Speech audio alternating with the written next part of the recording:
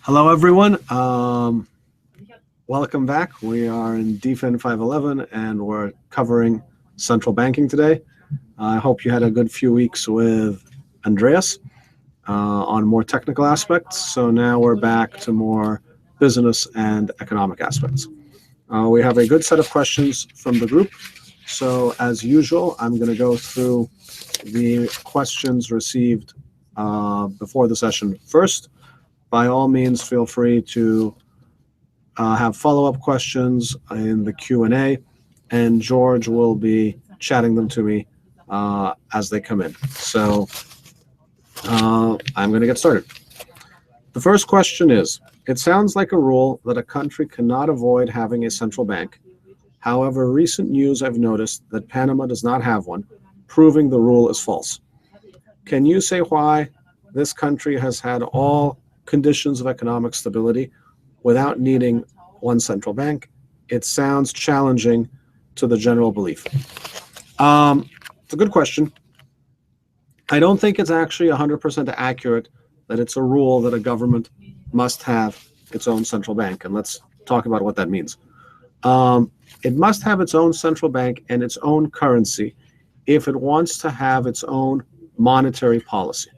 So what does that mean? If it wants to be able to expand or constrict the money supply to target various economic parameters in its economy. So if it says, I think inflation is too high, I want to constrict the money supply, I think unemployment is too high, I want to have a looser economic policy to promote economic growth. So if you want to have an independent monetary policy, you need not only your own central bank, but you also need your own currency. There are many, many units of governance that do not have their own central bank and their own currency, even though they are either countries or there are subunits of a bigger whole that could be as big as countries. Let's think about certain examples. None of the US states have their own independent monetary policy or their own independent currency, even though many of the US states, most of them, are as large as individual countries throughout the world. And so part of what is the case in the United States is the monetary policy that is being done for the country as a whole is often correct for some states at certain point in time or incorrect for other states at certain points in time. So let's take an example that happened at some point in the United States, that California and Texas and New York were doing very well economically. So the monetary policy was fairly tight and contained, but Detroit and parts of the Midwest weren't doing as well. And so they could have benefited from a looser monetary policy, but they were locked into the broader monetary policy of the United States. That is not great, but it can be mitigated if you have a policy of fiscal transfers among the entities sharing the same currency and the same central bank. So if, for example, and some of these are known as automatic stabilizers. So if, for example, the federal government gives additional money to different states based on their economic performance through through unemployment or infrastructure funds, you might be able to balance out some of the incorrect monetary policy through correct fiscal policy for that state. Now, the most famous example, where you can look at right now, of actual countries, sovereign countries, who do not have an independent central bank is the Eurozone states. So even though there is a national bank for Greece, the National Bank of Greece, which was the central bank of Greece when it was in the drachma and is still their central bank of Greece today, it does not have an independent currency. It does not have an independent monetary policy. Greece's relationship to the euro is identical to Panama's relationship to the US dollar. It cannot choose, for example, now that it's in a deep recession, to say, I'm going to accept a higher money supply, possibly more inflation, in order to get more economic growth and lower unemployment, because central banking policy in the Eurozone is set centrally, and Greece is only one of several countries in the Eurozone and does not have independent control of their monetary policy. This is a very interesting example to look at because the European Union, unlike the United States, does not have as extensive a set of fiscal transfers between its component units.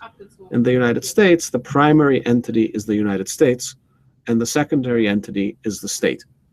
So fiscal transfers happen between well-performing states and poorly performing states on a very regular basis and without anyone getting particularly worked up about it. In the European Union, which has effectively the same setup in the Eurozone as the United States does with the dollar, I still think people primarily identify with their national state and only secondarily with the European Union or the Eurozone. And so when you try and have automatic stabilizers or relief from better performing economies to worse performing economies, you get into very heated arguments like the Eurozone has been having for 6 or 7 years now with the case of Greece or Portugal or Spain, where it's viewed as much more controversial for Germans to give their money to Greeks than it is for New Yorkers to give their money to people from Michigan.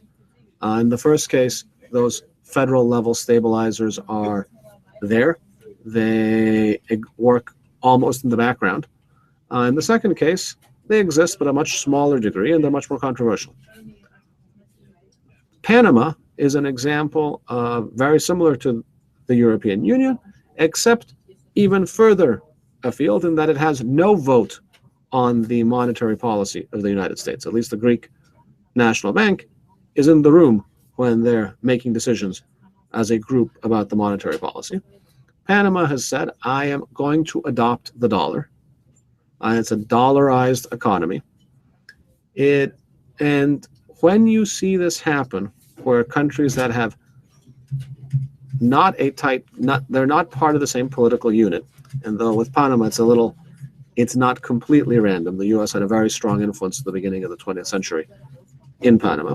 They're basically saying, look, I am going to accept the downsides of not having full control of my monetary policy in exchange for the upside of having a more credible central bank, in fact, the Federal Reserve in Panama's case, than my central bank would be. And so you typically see this in countries who might be either have some original relationship with one of the big units of account, like the US dollar, which Panama does, and then might be concerned that they might not be as credible as a central bank. You saw this recently with Zimbabwe. I mean, they did a catastrophic job of managing their monetary policy. They had inflation rates in the millions and millions, and finally they just said, forget it, we're going to use the dollar. They lose their monetary flexibility, but they had done such an awful job of managing it anyway that they're still probably better off doing what they're doing. So it is actually surprisingly common for different political units, whether they are fully independent states or member states of a broader union or provinces within a big country, to actually, in effect, not have their own monetary policy, not have their own central bank, and trade off some of their flexibility in exchange for some of the benefits of being in a broader, better managed currency. So I think you identified a really good point. It's a great question, but it's also probably less rare than the question implies. Okay. Let me go to the next question. Early in this course, it was mentioned that central banks no longer back their fiat monies to anything of real value like gold or silver. So what can they actually lend, or is this just printing out more money? I'm not going to answer the question exactly as written because I don't actually know how to answer that. What I would say is it is absolutely not the case that the US dollar isn't backed at anything of real value. It's backed, among other things, by the fact that you can pay your taxes to the US government in US dollars. That's not probably the primary reason anyone thinks about why they want to use the US dollar. It also is viewed as a relatively stable unit of account and exchange, broadly accepted around the world. And it is a fallacy to say a currency can only be something that's backed with a tangible asset that has, in effect, underlying utility of itself. I would ask you a question, it's going to sound silly, but what is gold backed with? What's backing gold? You say, well, what does that mean? Gold's backing other things. But ask them, what is actually backing gold? What's the point of gold? And you start thinking, well, people like it for jewelry. It's very pretty and what have you. And there's some industrial uses. It can be used in electronics and what have you. But if you look at it carefully, most of the value of gold is because gold is accepted as a medium of exchange and a store of value across hundreds and hundreds of years. Gold is valued more as a currency than as an industrial commodity. That is not the case for another commodity like oil. Oil is valued almost exclusively as its usefulness to be used as oil. Gold, and so what I'm saying is, if you look at the dollar and you say, oh, whoa, oh my God, the dollar is backed by nothing hard. It's just backed by the fact that people know other people will accept the dollar for various purposes, and they accept it at a fairly stable value, and it's a good store of value, and a lot of things are priced in dollars. It's a good unit of account, and lots of people accept dollars. It's a good unit of exchange, and that has to do with the fact that the U.S. has a fairly credible central bank, and they don't go quadruple the money supply in an afternoon because a politician told them to. And they also accept dollars for taxes, and they also are an economy that's very strong relative to most other economies. And so you don't look at them and say, my God, they're going to have huge fiscal problems. They might have to print in order to meet their obligations. And you say, all of those things that look fuzzy actually make up what is the value of the dollar. But if you say, what makes up the value of gold?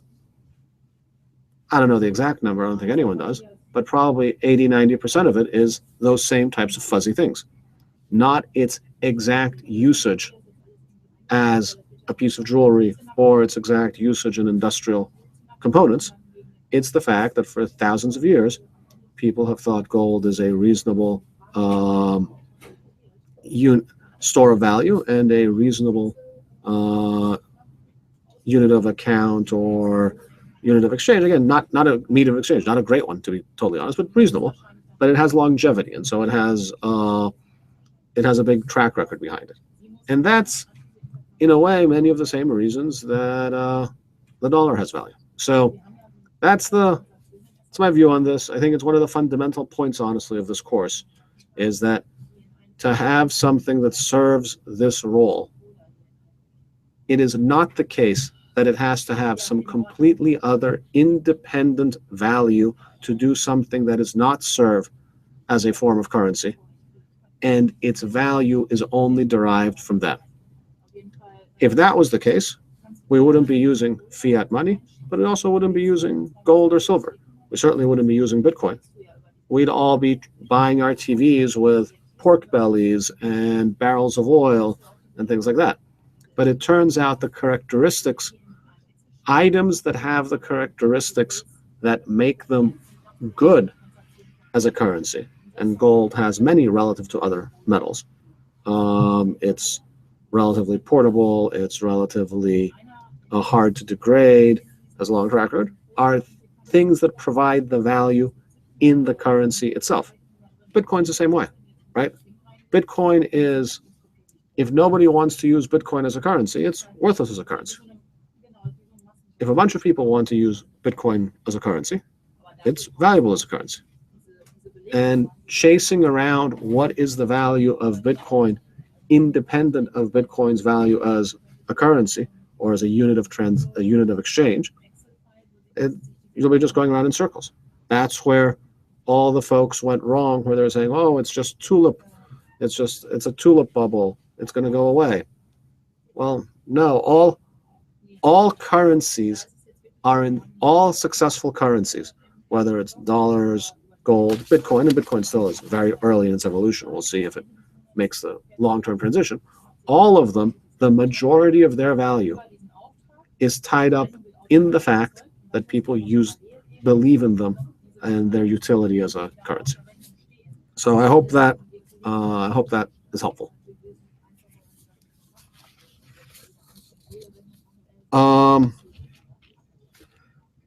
Next question. It's a fairly technical question. I think it's a good one. Under payment system stability, page 24, it calls out credit and liquidity risk as a major risk for virtual currency payment systems. It seems to me these are risks of fiat currencies, not virtual currencies, as virtual payment systems cannot process something they do not have. Or another way to look at it, fiat financial institutions can lend out more money than they have, and therefore are promoting credit and liquidity risks, but is my understanding that virtual currencies cannot. Please help me understand. I think the way the report is addressing this question is not looking at virtual currency as it is today, where it's not systemic to any financial institutions, but assuming for a second a world where it became systemic. Let's say some country, the same way Panama adopted the dollar, some other country says, I'm going to adopt Bitcoin as my currency. And I don't think anyone would say in that world that there shouldn't be any financial system risks, right? And in that world, you don't have the additional mechanism to use monetary policy or fiscal policy or the fact that you control your own currency to solve issues of liquidity and credit risk. So you say, but hold on, that doesn't make any sense. You can't lend money. You can't lend money if it's virtual, right? Like you either have the Bitcoin or don't have the Bitcoin. Okay.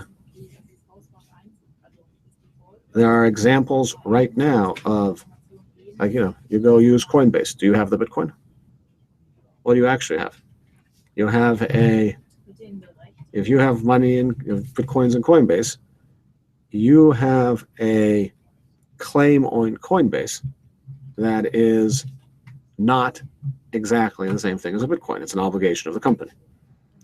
And in a world where we're all digital currency, I think it is almost inevitable that I'm going to say,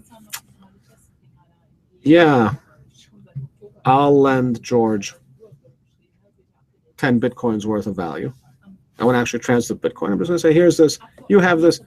Here, George, you can spend 10 Bitcoins worth of stuff with me. Here's a piece of paper that says, your credit is good here at the Antonis General Banking Store.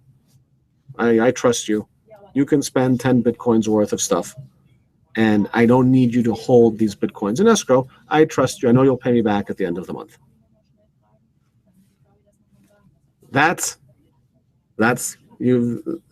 All these financial products will reemerge in a world where, let's say, you only had virtual currency. I think these reports are assuming that those things would reemerge, that people would lend things just like they lend things now. Because remember, when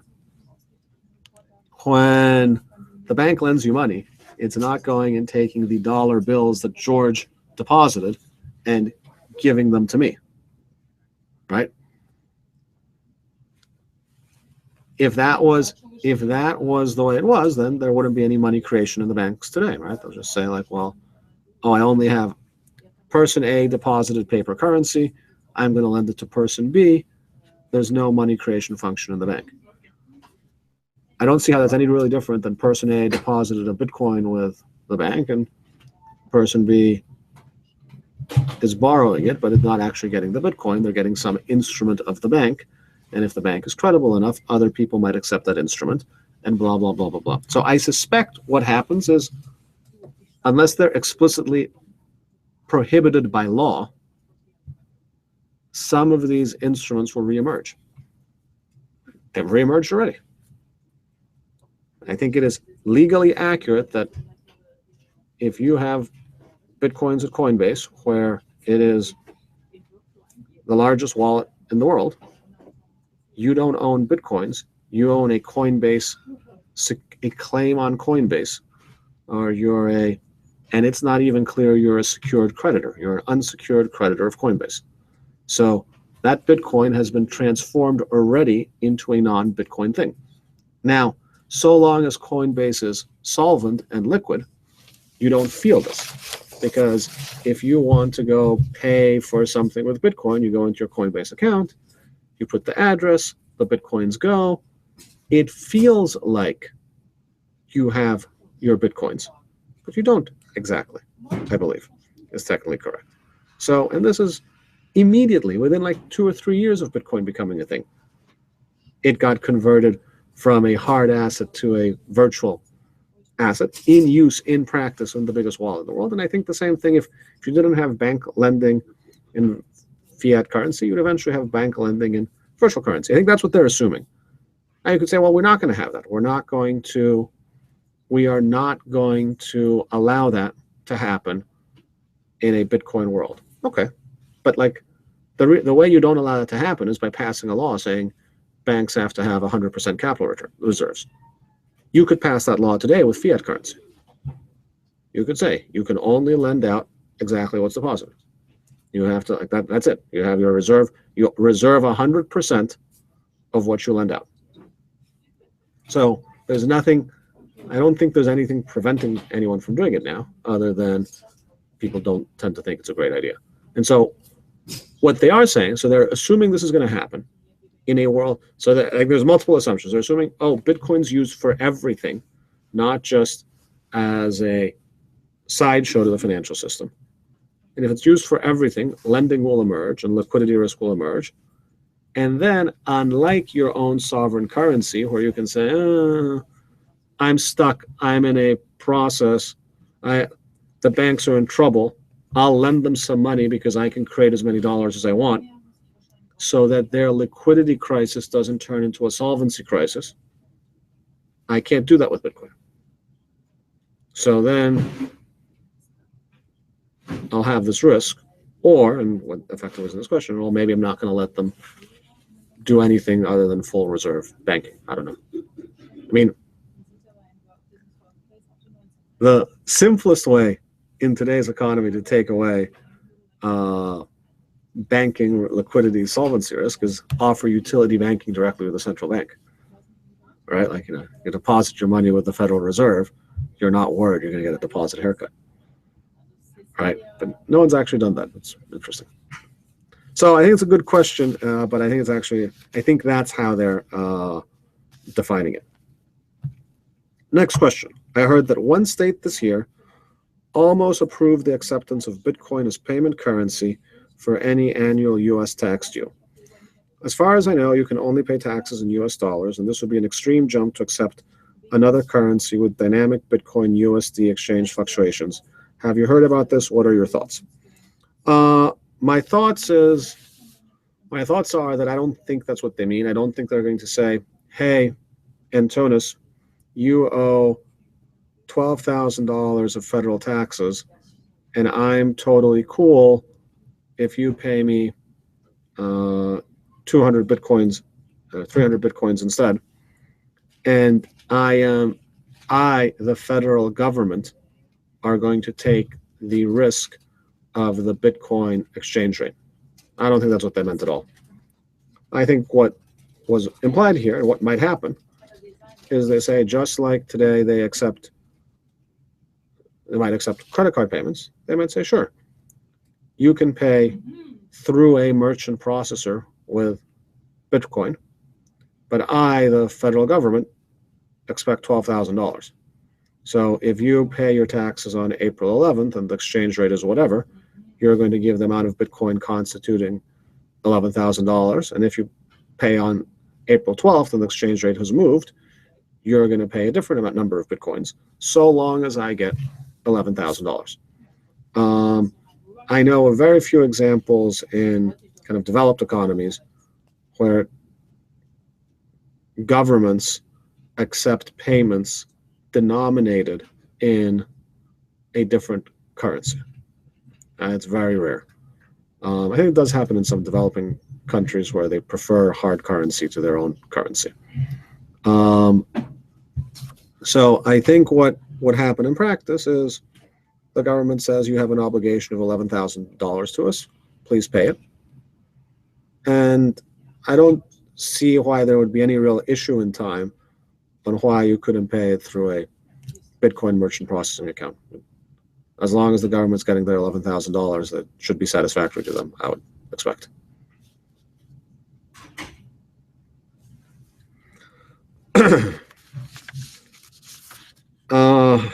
All right, long question here.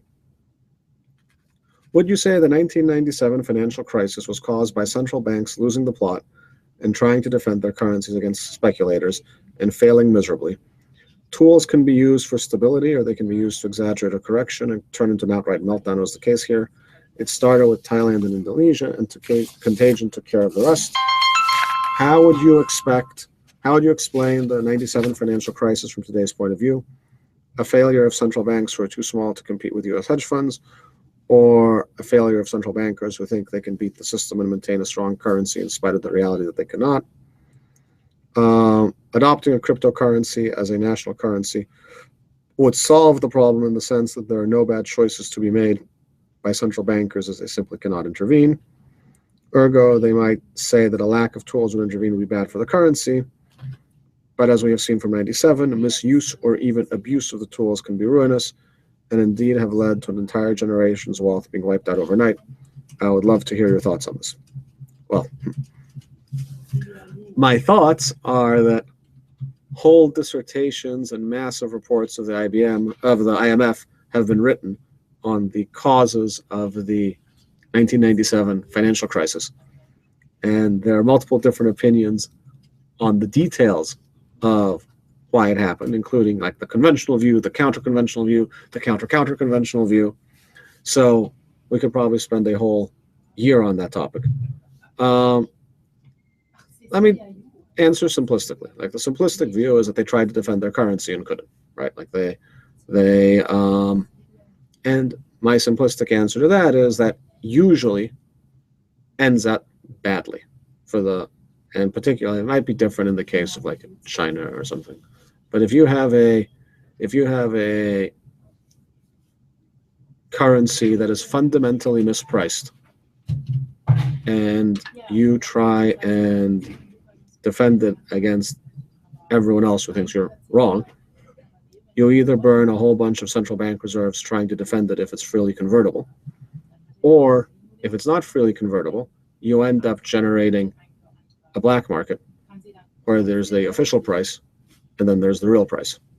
And it's very hard, I think, and there might be some exceptions for some hyperpowers, but I think it's very hard over an extended period of time to maintain a currency at a level it shouldn't be and not have some form of ill effects. And the ill effects might be that there's a real price and a black market price, and that produces all types of inefficiencies, and the black market price is almost certainly the real price. And you see this in Venezuela, right? And then you get a lot of political gaming at who gets to buy or sell at the official price, because that's free profits that really come at the expense of everyone else who uses the currency. Or you get into this big project battling the financial markets, who have a different opinion of what your currency is worth. And on the whole, that usually ends badly for the central bank, certainly if you're like a medium-sized or smaller country. I think this is one of those that avoiding the problem makes it worse. Like, if you just had a freely convertible currency and it adjusted over time, and you adjusted your macroeconomic policies over time, you probably get smoother outcomes than if you go in a big battle and then eventually you get broken in that battle and then you have a huge shift overnight. It's much more disruptive. I think this is true, by the way, for a lot of things, right? Like inflation is not per se good or bad. It's big changes in inflation that are problematic. Like if I told you we will have 5% inflation from now until infinity, and I guarantee you it's 5%, and I'm 100% certain it's 5%. Okay. I mean, it's not really good, bad. I think it's very neutral because everyone will then contract everything, taking that into account. Where there are winners and losers is where you have big sudden shifts in inflation, where you have winners and losers in currency is when you have big sudden shifts, and that redistributes value among importers, exporters, people in the currency, people outside the currency. It has secondary effects where you lose credibility. You don't look as you gain credibility either way. Maybe you don't look as good an area for investment. People jump out overnight, then it falls over into the real economy. It's and so I think it's less about what is the exact exchange rate of an exact currency relative to all the other world's currencies, but I think you're better off as a country trying to avoid these sudden spikes or drops, and some of those drops tend to happen when you're defending, and then you can't defend any longer. And then all of a sudden it all comes out at once, and then it looks very dramatic, and people get scared and what have you. So, no, and I don't think you really benefit on the whole for long periods of time for your currency being fundamentally too far mispriced. It causes distortions, and there are exceptions to this, but I think it causes distortions. Now, you say, would this not happen if we all used Bitcoin? I mean, true, right? There wouldn't be an Indonesian currency to defend, so that wouldn't happen. But then all the countries that did use Bitcoin would be exposed to volatility in Bitcoin itself, whatever that might be at the time, and would lose the monetary policy toolkit that they have with their own currency. So, I mean, nothing's free, right? Nothing's free in life. Nothing's free in macroeconomics either. So you can solve one problem or generate one set of advantages, but usually at the cost of creating other problems or having other sets of disadvantages. It doesn't strike me that giving up monetary policy and everyone using one currency regardless of their financial situation isn't without its own other costs. And you're seeing this in the Eurozone right now. The Eurozone, for all intents and purposes, Southern Europe is locked into a currency that's not appropriate for them. And it's true, the Greek, when Greece was on the drachma, they ran a much softer monetary policy than Germany runs, and the drachma usually depreciated. But there's almost nobody who would say that Greece was worse off economically under the drachma regime than under the euro regime, because that buffered some of the weaknesses of the Greek economy and the Greek state. And now it's tied into a currency that is appropriate for a much more organized, powerful, productive economy, Germany. And you're seeing major knock-on effects because it's like they're tied to a treadmill for someone who's a much better runner than they are. Right? Like if they were both in the treadmill at the gym, the Greek runner was a little slower than the German runner. And it's true that the German runner would get more miles done at the treadmill than the Greek runner. But okay, everyone got to the gym and worked out. Now, we're trying to make the Greek runner run the same speed as the German runner, but he's not fast enough. And so, they fall off the treadmill, they break their ankle. I mean, I'm now well off into analogy land, but it's something like that that's happening with Greece. So it's not I don't think it's a free lunch to say, oh, I've switched to a virtual currency and I've solved central banking problems. Usually, what I think it means in practice is you swap one set of central banking problems for a different set of central banking problems. Next question. What are your thoughts on the WikiLeaks leak of the IMF discussion of the need for a credit event in Greece this summer to force Germany's hands in the ongoing Greek financial crisis? On the other hand, this is probably the worst of central bank objectivity that could happen. On the other hand, Bitcoin and the people of Greece have matured to the point that alternatives like Bitcoin could prove to be a viable asset shelter for tumultuous times. How do you feel about these events, which I would expect are very close to your heart? How do I feel about these events? Well, I mean, I feel that the IMF is actually right and the Germans are wrong, that Greece needs debt relief. I consider it completely bizarre that Syriza, which almost took Greece over the cliff last summer, specifically asking for debt relief, is somehow very insulted that the IMF thinks they need debt relief. It's obvious Greece needs debt relief. It's obvious the IMF is in a program right now that doesn't meet its standards. The IMF is only supposed to lend to programs that have a chance of returning to sustainability, and the Greek program does not. And Germany and parts of Northern Europe prefer to just push the problem further along to avoid the hard political discussion internally that almost certainly Greece is not going to pay back all of its official debts. So I don't know. I'm not sure. I'll be totally honest. I'm not actually sure what the Greek government's upset about in that discussion, because it was their official policy position through last summer that debt relief was critical for the Greek economy to survive. And the IMF isn't saying anything different than that. And maybe they are internally talking about what could bring Germany to its senses. And it seems like the type of normal discussion that anyone would be having if they're in the position of the IMF. That they have a partner in this bailout program who's refusing to see reality for what it is, or I'm sure they see reality perfectly well, but they don't want to take the domestic political costs in Germany of addressing that reality. So, if you're a holder of Greek government debt, and because you said, like, okay, as an asset shelter. So when they're talking about a Greek credit event, they're talking about whether Greece pays back its government debt. If you're a holder of Greek government debt, I'm pretty sure you don't think you're in 100% secure investment. And you're there for your own speculative reasons. By the way, most of the debt is in official hands now.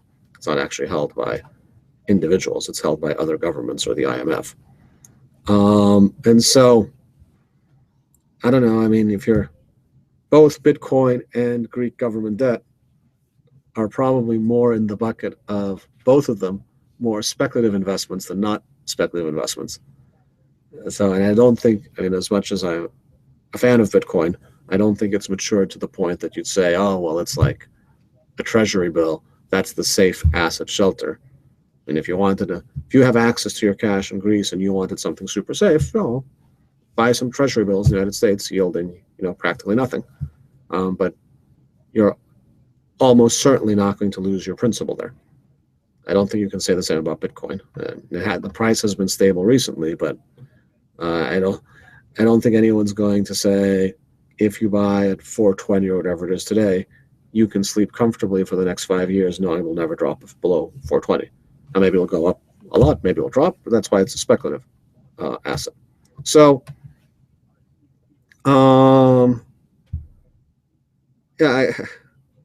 so to summarize, I'm not sure the right way to think about it is Greek government that's unsafe and Bitcoin safe. They're probably both on the more unsafe side of the spectrum about places you can put your investment. I believe the IMF is right and Greece requires debt relief. And all the rest, I think, is just politics. I don't believe the Greek government is surprised that the IMF thinks they want debt relief. and might be kicking around ideas on how that might actually happen. I'm going to ask George, do you think, what do you think about this? I mean, you're in Greece itself. Well, I agree with everything that you said. There's no denying it. And I think the people have known this for quite some time. Anyone who studies the economics of the country knows that the debt is probably unsustainable for quite some time. It's a matter of political risk and taking the burden of the political decision. That's what's lacking. Yeah, I think that's what it is. I don't think anyone wants it on their watch, or certainly not the current government. I think it's easier for them to say, oh, okay, we've passed the crisis, everything's okay now. So I think they're kicking around the political football on who's to blame when inevitably negative things are going to happen. I think they're trying to set up to say that, oh, it's the evil IMF, I think. I mean, the whole episode seemed vastly blown out of proportions, and certainly I didn't see where the conspiracy was in that whole set of events. All right, let's go to the next question. Reading the slides on the ECB and the Fed, it would seem both analyze Bitcoin as a unit of account as well as the other uses of money and focus quite a bit on exchange rate stability. I used to think that way too, but many of the Q&As in this course have changed my mind. I would say that Bitcoin's days as a unit of account are far, far away, and it's more likely to be a medium of exchange and a store of value, but not a unit of account, which remains a country's fiat currency. As a medium of exchange, the actual exchange rate is almost irrelevant, and stability can be achieved through futures removing the risk. Would you agree with this line of thought, and what would you read in between the lines of the two central banks' analysis in that they do not really understand Bitcoin as much as they should? The part about the trust in the issuer of the virtual currency is another big flag in showing what's wrong with their worldview, as it shows they do not understand how a trustless system can work. Would you say that sending central bankers to take a mandatory DFIN 511 course at the University of Nicosia would be a good idea? Well, I have to say I agree with this statement / question wholeheartedly. You have not read between the lines on my opinion. You have read it pretty clearly that I don't think among the immediate problems of Bitcoin is whether it becomes the unit of account of the United States. I think worrying about that is more or less a waste of time. There's 100 other things that need to happen first for it to become an important part of our financial system, and that is finding uses for it that we can't easily use US dollars for. And as a unit of account in the United States, the US dollar is in great shape. So I'm much more interested in thinking how it can be used as that it would be difficult to use US dollars. Real-time machine microtransactions, for example. There's no way to natively use US dollars for that, so you have to use it through an intermediary like a credit card company, and it's not cost effective to do that, as one example. In that case, I think exchange rate stability is pretty low on the list of issues that Bitcoin needs to address, and it's one that will become less of an issue over time anyway. If there's more transaction volume in Bitcoin, it will naturally become more and more stable as that happens. I don't want to say that the central bankers don't understand this. I mean, maybe they do, and maybe they're still saying, well, I want to evaluate it relative to all the functions of our existing sovereign currency and see how it holds up. And maybe that was the scope and why they wrote the report. Or maybe they're reacting to the fact that a lot of people in the Bitcoin community have said, oh, this is going to replace the dollar or replace fiat currencies or what have you. And they're saying, well, it's probably pretty difficult given how it is now. And that's probably actually true. Or maybe they don't understand it, and I'm not sure. Probably some combination of all those three things. I think it would be wonderful if all the central bankers took this course. I'm not sure we're going to see Janet Yellen in the Q&A anytime soon on Hangouts, but she'd be extraordinarily welcome. And that's the case. In fact, we'll let her do this session herself because she almost certainly knows a lot more about central banking in general than I do, probably orders of magnitude more. And we'll just talk to her a little bit about how Bitcoin works in practice. So I think it's a great question. I agree with it completely. It looks like we had a question come in through the comments. What is the chance of currency instability and hyperinflation with fiat currencies to happen soon? And what will be the consequences? For example, is there a chance that government will make cash money disappear? Well, I think those are different questions. I assume the first question means with major fiat currencies of the world, big world economic powers. I have no idea, but I would say it's lowish, to be honest. Right, and this is not investment advice, but I don't see any particular reason to expect that any major economy is about to spiral into hyperinflation anytime soon. I know there's a subset of the Bitcoin community that's consistently worried about this, but I'll remind everyone that the major problem that US, Europe, Japan have is deflation, not inflation. So I've been hearing for 10 years how hyperinflation is right around the corner, and we have the literally exact opposite problem right now. So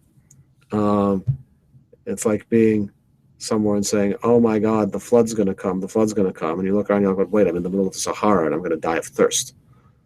So not to say that someday there won't be a flood, but today's problem is we need a glass of water. So, there are many countries right now that are borrowing even as far as 10 years out. So you have to pay not just the German government, but I think even the Italian government. You have to pay them to take your money. That's nuts. That's nuts. I don't think I'd ever imagine a world that someone would pay the Italian government to hold your money for you. You can wrap your head around the German government maybe, but the Italian government? So it is, I don't think hyperinflation is around the corner. I can't guarantee it, but I don't think so. Certainly not unless something pretty big changes. I think the central banks are much more worried about deflation. Deflation is a harder problem to stop, they believe.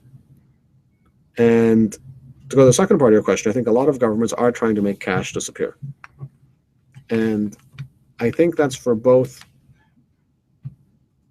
macro reasons and non-macro reasons. The non-macro reasons are, I think, law enforcement related.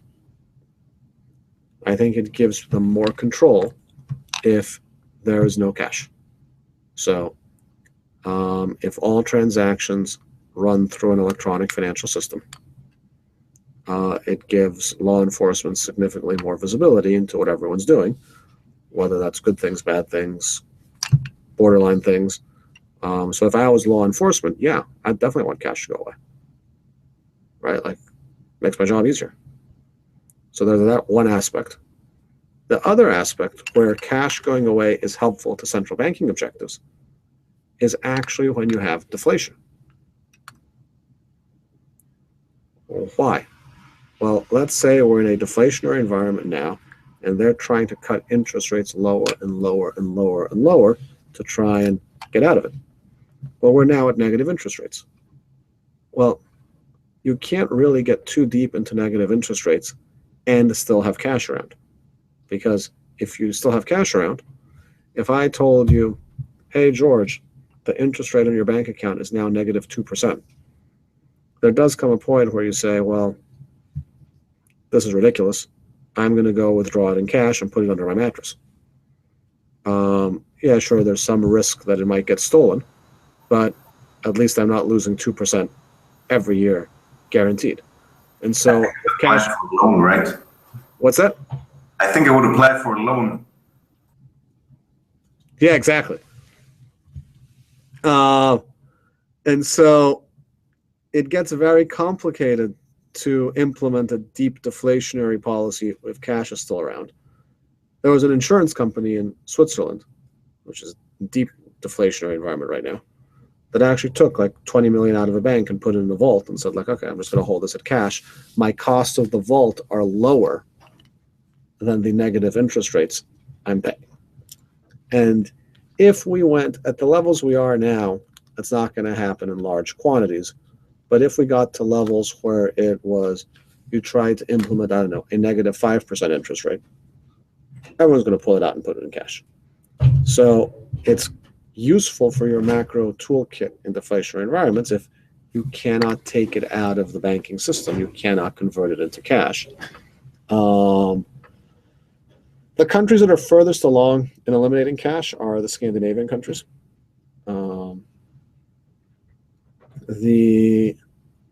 We'll see how far they get. They're going to get pretty far, I think. I suspect trying to eliminate cash is probably more helpful to Bitcoin than any of these macroeconomic issues. So like if I think about what governments could do that would indirectly encourage use of Bitcoin, it's probably less likely that the major economies are going to go into hyperinflation or something disastrous like that. But I do believe if they eliminated cash and said, you have to keep all your money with a commercial bank or a central bank, there would create some demand for people to say, I got to hold some money out of that system just to be sure, right? What if something goes tragically wrong? I need some security. I remember my grandfather, who lived through the Turkish invasion of Cyprus, was always telling me, like, you got to keep some cash around. The banks might close, right? The banks might close for a week, a month. Something could happen, right? And so if you go cash free completely, you're relying on, there'll never be a bank holiday, there'll never be some reason you won't be able to access your cash, the internet is down, right? And so it becomes a little bit, I think at least a little bit scary to some subset of the population. I think that would encourage, and I'm not saying it's 90% of the population, 5-10% of the population say, like, I'm not saying big money, but maybe you keep a few $1,000s in Bitcoin, just in case your new cashless society of the future, something goes wrong.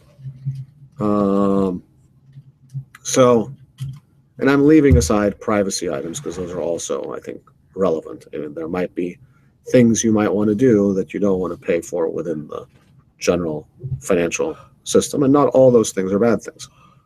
I'm not talking like, oh, I want to go buy drugs. You might want to go take an HIV test, and you don't want that HIV test to be reported to American Express or Chase because you're not sure. Is that going to get resold to a data broker? Is that going to get picked up by a health insurance company? Are they going to say, ooh, this person must feel they're risky, that's why they went and took this test? I don't know.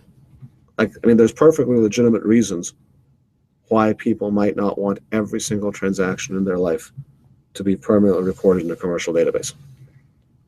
So if I am law enforcement, I want this. Yeah, it's great. Makes my life easier. But if I'm an individual consumer, I don't know that I'd want cash to go away completely. And I'm not talking about the bad guys. Okay, the bad guys obviously want that there's plenty of US dollars that they can fund drug dealing or terrorism or whatever they do with, suitcases full of US dollars. But I'm even saying just regular civilian consumers. I think it's a trade-off, and I don't know that you want to make that trade-off 100% in favor of government's ability to control every economic transaction. I'm not sure about that. Because everything, you can say, everything in law enforcement is a trade-off between efficiency and rights, right? You could mandate all cars can't go above 65 miles an hour. Just build it right into the car, right?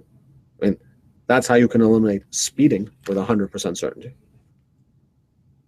And yet we don't do that. Like, you can go buy a car that goes 155 miles an hour, and outside of Germany, there's nowhere you can drive it legally that fast.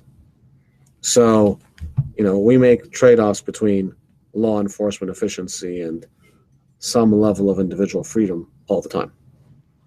And so if you asked me, I'd feel a little uncomfortable with a completely cashless society. And if that happens, which might happen, maybe Bitcoin ends up taking the role of cash. Or you say, like, okay, and Bitcoin is not anonymous. It's less anonymous than cash. But it's a little different than saying, I'm going to run every transaction through Chase or Amex or what have you. Because that's what it means in practice, right? If cash goes away, you're primarily running through commercial networks, not governmental networks.